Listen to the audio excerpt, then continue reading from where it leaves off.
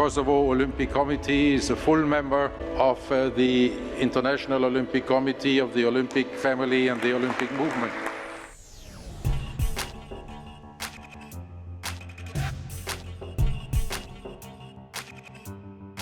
My hero is my coach, Driton Kuka. I would not be here today without him, so he's my hero.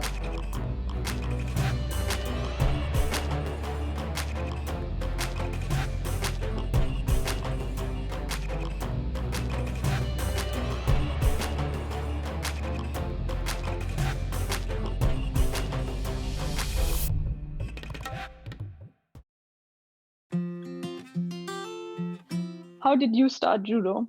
Well, I started judo in 1980 when I was 9 years old. In that time, my older brother was the coach of the local club, and I used to play football all my day, and he couldn't manage to get me inside of dojo.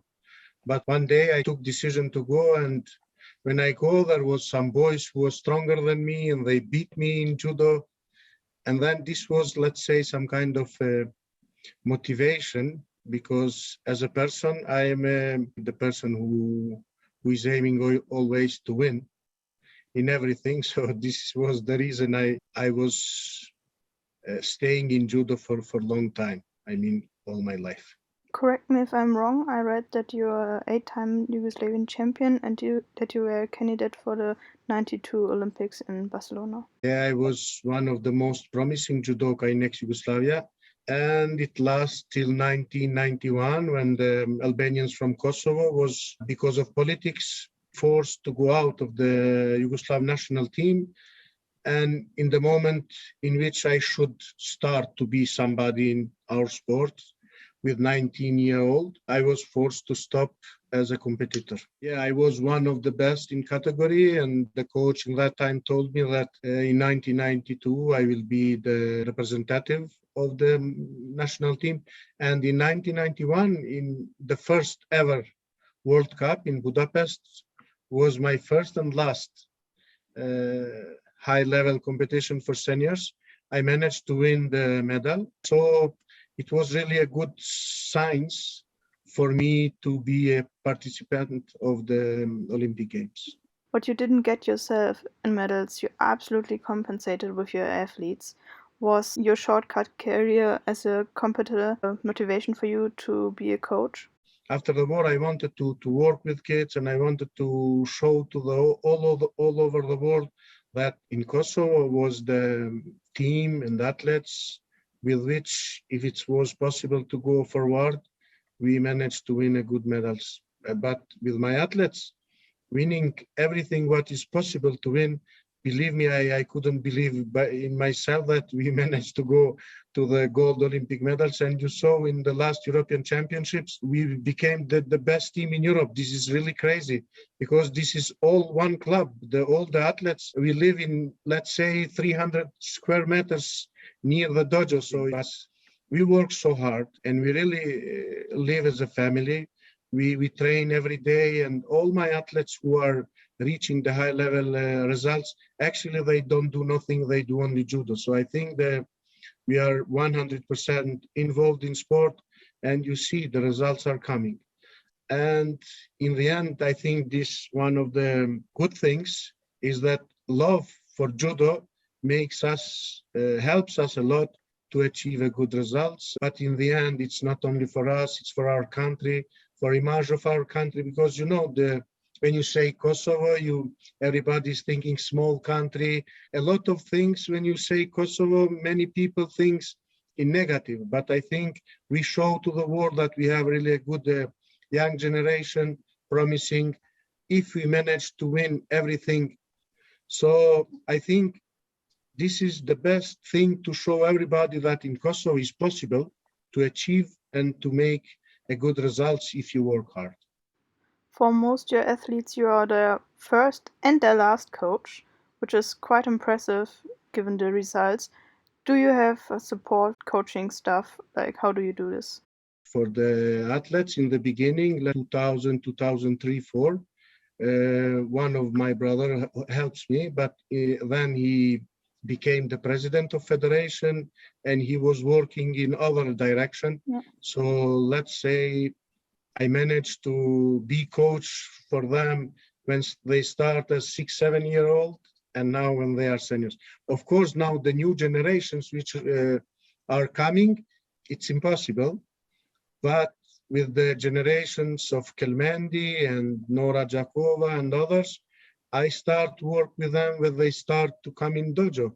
They was 8 or 9 years old, and they are 20 and more years working with me as a coach.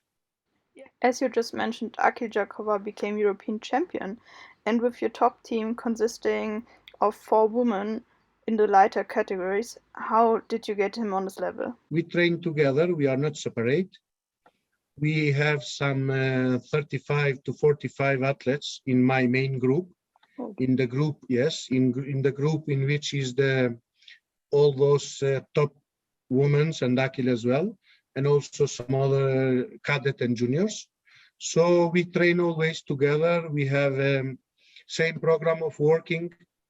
And Akil is actually in the last 2-3 years, one of the best in the world.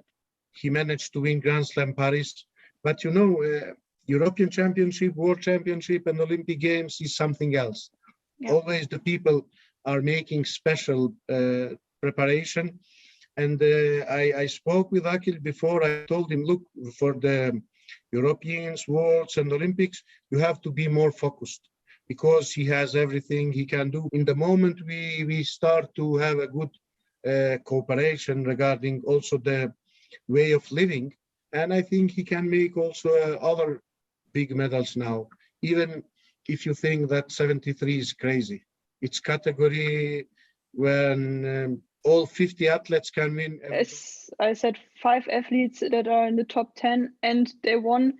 Like, you have 1 Olympic Games gold medal, you have 2 World Championships gold medal, 4 Masters gold medals, 12 Grand Slam gold medals, and 7 European Championships golds. And that's just the biggest tournaments, right? And just 5 and athletes. Just gold.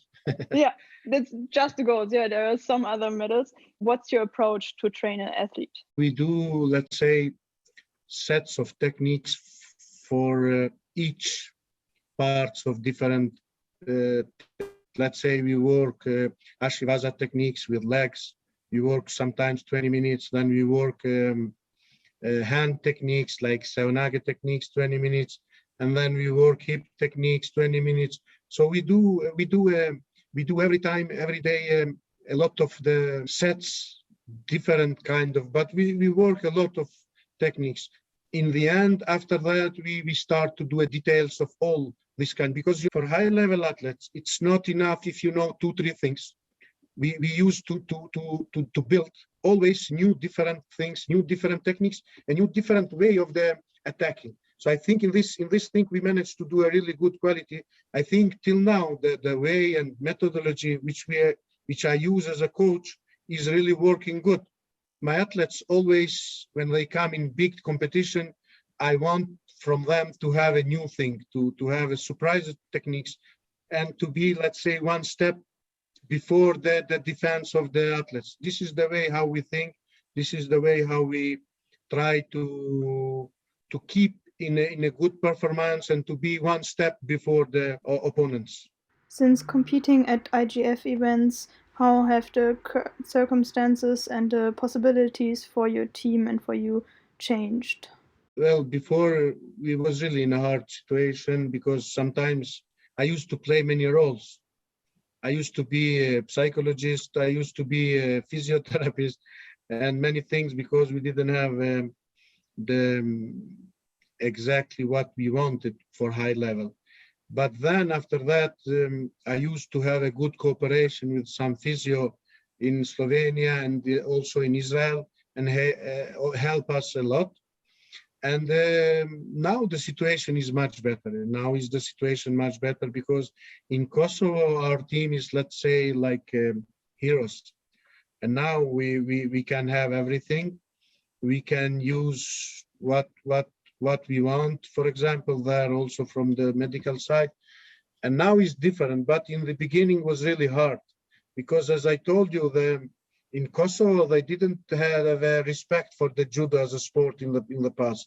They was thinking, what is that judo? You know, it was not something popular, but now it's different because now we have judo, Grand Slam, Grand Prix, all the time in our TV, national TVs. And you know, all Kosovo now is following the competition. Every man and woman which we met in the street, they know the opponents of our athletes. And you know, so now it's quite different. Now we are so popular in Kosovo. My linda! Driton Kuka! And we are much better supported from government, from Olympic Committee. Now we are in a better situation for everything.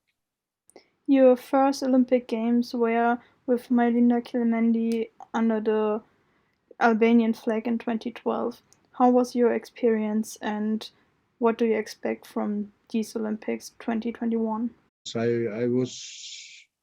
I was, let's say, extraordinary coach only for one competition for Olympic Games in Albania. In that time, she was also a candidate for medal, but in the end, she didn't have a good experience. But also me as a coach, we didn't manage the good stress which we had and everything. So now it's different. Now we have 5 athletes. Well, now we have good chances. I hope from the Tokyo to come back with a medal. I don't care if it's 1 medal. It's a big success for Kosovo because all eyes of our nation and our countries on judo. So it's not easy. The athletes, they have a little bit stress before Olympic Games. But I think as we have a 5 good chance, I think that we can manage winning 1 medal, maybe more, but I will be happy even with 1 medal. We work for 5, but I'm happy with 1.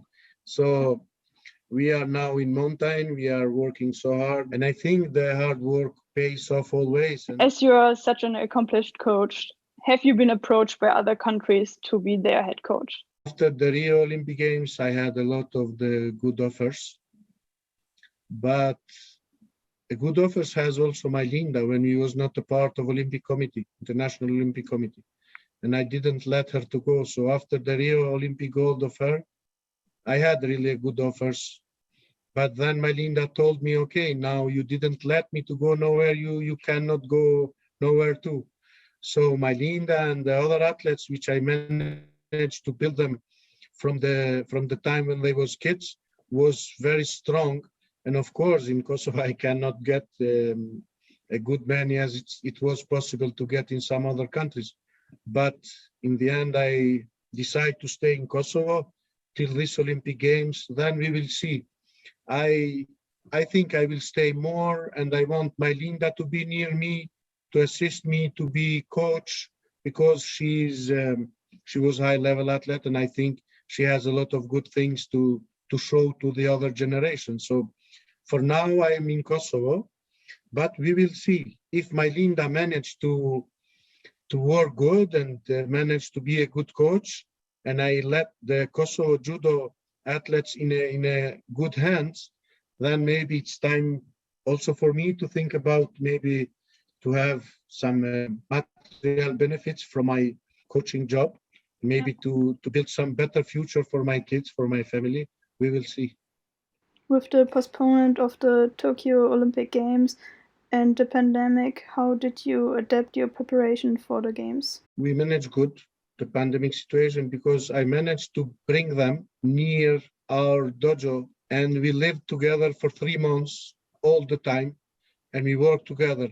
And let's say if you check the results after the pandemic is not finished, but we say finished because this system of not traveling is finished. We can travel now somehow.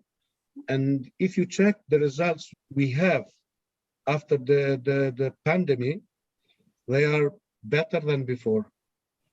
If you see European Championships, if you see Doha Masters, which was very important and was very strong this year because of points for Olympic Games, and we was very good. We won 4 medals, 1 gold and 3 bronze, and it's amazing result. Yeah. So I think because I managed to keep them as a family, live together, eat together, train together in those 3-4 critical months, we managed the situation good.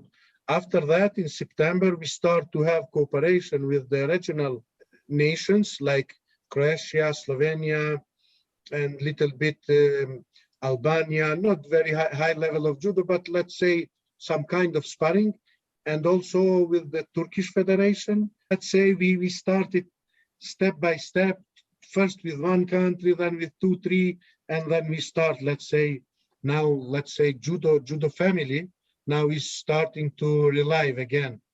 And I think we are in a good way. And you see, the judo, you have a lot of competitions.